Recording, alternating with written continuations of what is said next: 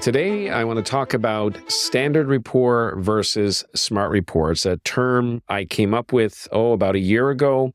It's a great idea if you're in sales, and most salespeople, no matter what kind of sales you're doing, you're probably doing what I refer to as standard rapport. So why should you listen to this? Very simply, if you're in direct sales, whether life insurance, real estate, RESP sales, or any other type of MLM or any other type of direct sales environment, you want to make sure you understand smart rapport. Now, all salespeople understand at the beginning of a presentation or a meeting with a new prospect, you have to build rapport.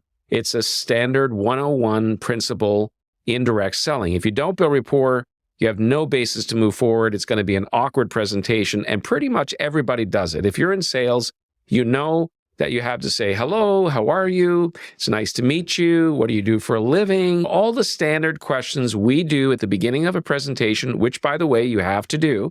And I'm going to tell you why you have to do them in a moment, but it's expected to do that.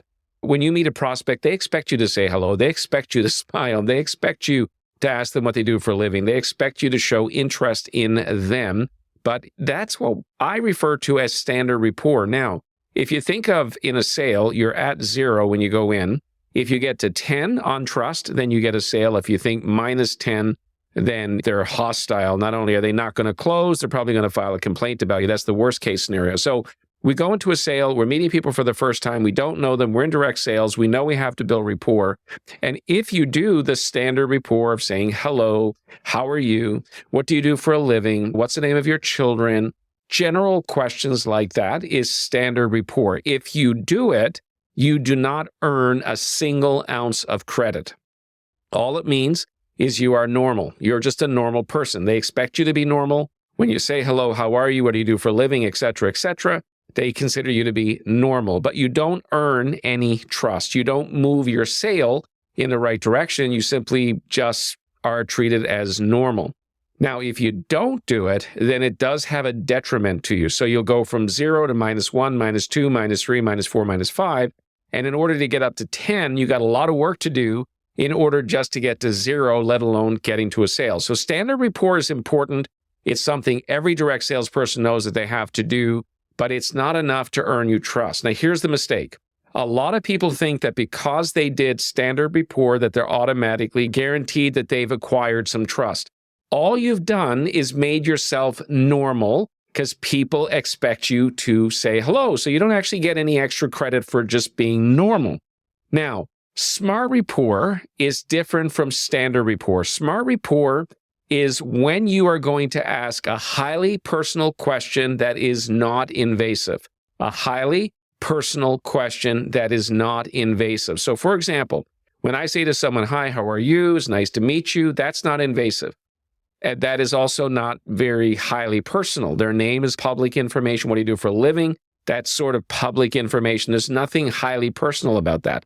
So when you get into smart rapport is when you go beyond standard rapport from, hi, how are you? What do you do for a living? Just to use that as a standard example. Smart rapport is when you ask a highly personal, non-invasive question. So for example, if you're in life insurance sales or you are in RESP sales or something of that nature, and I get into a meeting and I'm on Zoom and I'm meeting mom and dad and I'm excited and I'm talking to them and doing all the standard stuff, it's very important at this point in time that you do smart rapport. So to give you that example, hi, nice to meet you. What do you do for a living? Everybody expects that. So here's where you ask a highly personal, non-invasive question that actually is smart rapport, and it actually moves you from 0 to +1 to +2 to +3. It starts to move the trust scale up because in selling, you want to engage the customer. If the customer is not engaged in what you're doing, they're probably going to have a hesitation to buy. You're going to hear the phrase, we need time to think about it. I'm going to be talking about that in my next episode. I think it's going to really help you. But you get plus credit. You go +1, +2. You start to move from 0 up towards increasing the probability of a sale by doing smart rapport. So instead of just saying, what do you do for a living? And they say, I'm an engineer. Then you can go into smart rapport by saying questions like, oh, very interesting. You could say, what kind of engineering did you go into? Structural or civil engineering, or what type of engineering? Say the person answers civic engineering. Say, okay, so you went into civic engineering. What intrigued you about civic engineering? Do you mind sharing that with me? I like civic engineering because I like X, Y, Z, or whatever it might be. Why did you choose it over structural engineering, for example? Was there a motivator? And then they'll answer that question. And then you could take it a step further and say something like, I'm so sorry, I love hearing people's stories. When you were younger, what made you go into engineering versus going into architecture? So now what I'm doing is I'm asking highly personal questions. This is more than just publicly available information on Facebook. You can see someone's name. You can see a lot of information about them. Knowing that information and asking those questions does not build trust. But when you ask highly personal questions, such as, why did you choose this engineering over that engineering? What triggered you when you were younger to go into it versus over architecture or medicine or something else or teaching? When you start to go in that direction, I refer to this as smart rapport. It's highly personal and it's not invasive. I'm not asking information that would make a person feel vulnerable or invading a space that I shouldn't go because I don't know them. I'm not asking questions like that, but the information I'm asking is extremely important to them, whether it's life insurance, real estate, doesn't matter what it is. If you're in RESP sales, it doesn't matter. So for example, if you're in RESP sales and you're meeting someone for the first time and you're talking to them, they're moms and dads for the first time. So rather than just asking their name and what they do for a living, you could say, so how do you enjoy being parents? And say, Dad, what's your favorite thing so far about being a dad? Or Mom, what are you enjoying the most? And what's your most stressful point? And you can start to go into much more personal, highly personal questions, but they are not invasive. There's nothing vulnerable about the information they're sharing, but you're touching on a heartstring about something that's very important to them. So when someone has decided to become an engineer, that's a lifelong decision. It's a big part of their story, and there's a reason why they did it. So by asking these highly personal, non-invasive questions, referred to as smart rapport, you are now actually building much more credit, going from 0 to +1, +2, +3, +4, +5, headed towards 10 to get a sale. Number 2, you're engaging the customer. Your likability is growing now because you're actually showing an interest in them. You're not talking about yourself so much. You're asking them to talk about themselves. You're showing an interest in them as people and their story and how they ended up where they are.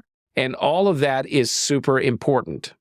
So many salespeople think they're being salesy when they're doing standard rapport. They think they're making traction when they're trying to be like everybody else. And you don't want to do that.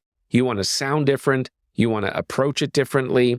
You want to be the person with your Zoom meeting with the best background, the best lighting, the best sound, the best looking clothing. You want to look the part. You don't want to fit in with all the other salespeople. So in fact, study what all the other people are doing. Learn the things you should learn from them, things that you can duplicate, such as skills, but then find a way to differentiate yourself. Doing smart rapport is not what most salespeople do. And they do the standard rapport thinking they're building rapport, and all they're doing is appearing normal. Don't ever forget that you are appearing normal when you do what people expect you to do. It's when you do things that different that they don't expect you to do that you become more engaging. That's where the customer engages. That's where you get into smart rapport. These highly personal, non-invasive questions go a long way of drawing the customer out of themselves, helping them to have more trust in you, helping them like you more.